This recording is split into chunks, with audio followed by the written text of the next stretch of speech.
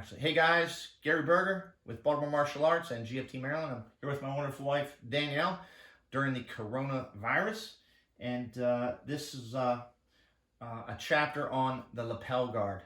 And I'm going to start with just how to get the grips and how to get the lapel. And then we're going to set up a position basically called the Ringworm Guard. All right, so it works like this. So the premise behind the lapel is, or the lapel guard is, you got to get a lapel. Now, they're not just going to hand you their lapels, all right? So one easy way I like to try to get it is I like to sometimes distract and then scrape. I just kind of scrape like that. Now, sometimes when we don't have much space here, but when I scrape that gi out, it comes out and I get it, all right? That's the beginning. Now, once I get this right here, okay, I try not to like sit in or pull guard. What I try to do is I try to pull them back a little bit. We just don't have the space, so back up a little bit. So what I try to do is I try to pull back and then get my feet engaged on them here. I'll put my feet up high, I'll put my feet down low, but you know what? That's not important. Scrape me back a little bit. All right. What's important is that you have this lapel in your hands. You've got a connection with your feet. You know, the hips are fine. Even both shoulders are, you know, this is maybe even better. But I tend to like to keep the feet on the hips, maybe one up high, right? So what I'm going to do here is, right, I'm going to basically feed this underneath here like this to this left hand. All right, you guys see that? I just sit up and feed that into the left hand. And when I do that, I just come back and I grab it back with my right hand. All right? That's method number one.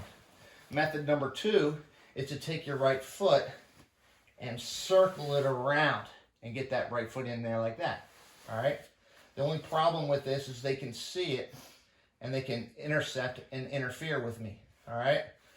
But, you know, I like both ways, honestly. So I'm just going to do method number one and give it to my right hand. Let's spin towards the camera. Not the other way. All right. So the first position here is I'm going to get this left foot away from her hand. I'm going to get that left foot away from her hand, and I'm just going to kind of hang out here. I'm not in any hurry. She's not going to pass. She's not going to get me. If she were to pass, her way is to go over top that leg and come around this way. All right, just walk around this way. That's it. All right, so I don't want that to happen. So as long as I just keep her where she is, and I don't let her grab my leg and put it down, I'm going to be fine. All right? So I'm patient. So once I get to this position, all right, I can also use this hand. All right, once I get to this position, I'm going to come around and almost like I go for like a deep De La Riva or just a De La Riva. Or sometimes what I'll do is I'll come around and just hook behind this knee and pull myself around to this position. So you see I've come about 180 degrees. Once I get to this position here, I sit up, feed this to my left hand, and then I just enjoy this position. All right, let's rotate me a little bit. Yeah, there we go. This is the basic position I want you guys to I know it sucks on your back, doesn't it? Right? Yeah, it does, all right. So this is the basic setup and where we're going to like go from, all right? So it's real important that you guys get that position. So let's look at that again, all right? Remember what we talked about, scraping the gi.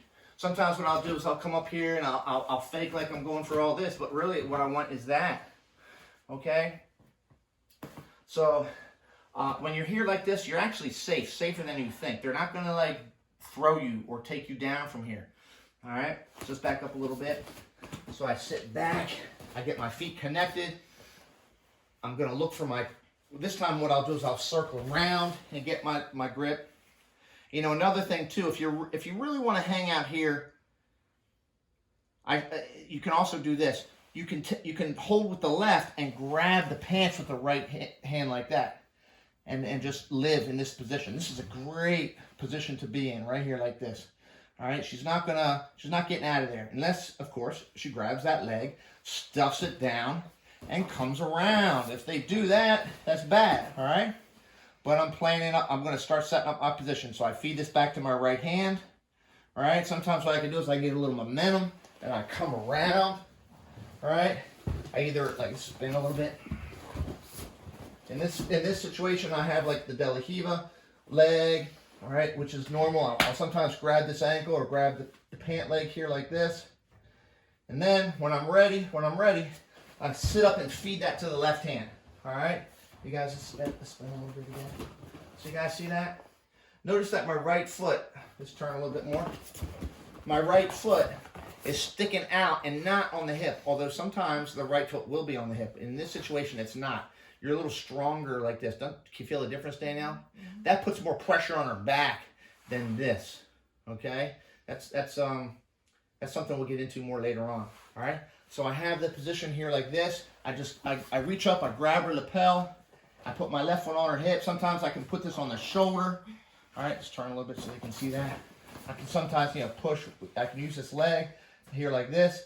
And from here is where we're going to be going next time that we discuss this position, all right? So that's basically the first position in the worm guard. I want you guys to look at it and I want you to study and be prepared to do in class next time I see you guys. All right, so thanks for watching and stay safe. We'll see you soon. Thanks. I can't do that again, Gary. Oh, you've been in like the worst.